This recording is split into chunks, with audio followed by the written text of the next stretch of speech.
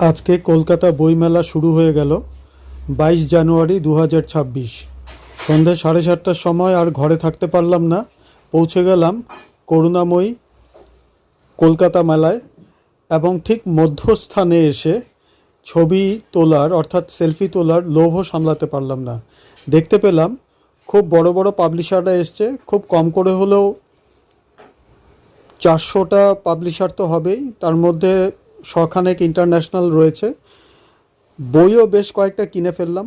প্রচুর লোককে দেখলাম ঘোরাঘুরি করছে, তবে সংখ্যাটা অতটা নয়, কেননা সংখ্যাটা ধীরে ধীরে বাড়তে থাকবে। আজকে প্রথম দিন, তাই মোটামুটি মাস্ক নিয়ে গেছিলাম, কিন্তু তেমনভাবে পরার প্রয়োজন পড়েনি। এই যে কিছু কেনাকাটাও করে ফেলেছি, করে ফেলে ভাবলাম যে একটু চারিদিকে ছবি টবি তুলি, সবাইকে দেখিয়ে দিই, সবাই ইন্টারেস্টেড হবেন এবং গিয়ে সময় মতো একবার বইমেলাটা ঢু মেরে আসবেন। আরে বই পড়া তো ভালো, তার কারণ সব সময় যদি স্ক্রিন আর মোবাইল ফোনের মধ্যে থাকা যায় তাহলে বই পড়ার অভ্যাসটাই তো নষ্ট হয়ে যাবে। দেখুন কতটা জায়গা নিয়ে হয়েছে, এবং বিভিন্ন রকম বড় বড় পাবলিশাররাও এসছে। কিন্তু দেখে কেমন লাগছে এটা একটু কমেন্ট করে জানাবেন তো। আমার মোটামুটি আজকের ভ্রমণ অভিজ্ঞতা খুবই ভালো। সন্ধ্যাটা ভালোই কাটলো, টুকটাক একটু কফি খেলাম, স্ন্যাক্স খেলাম।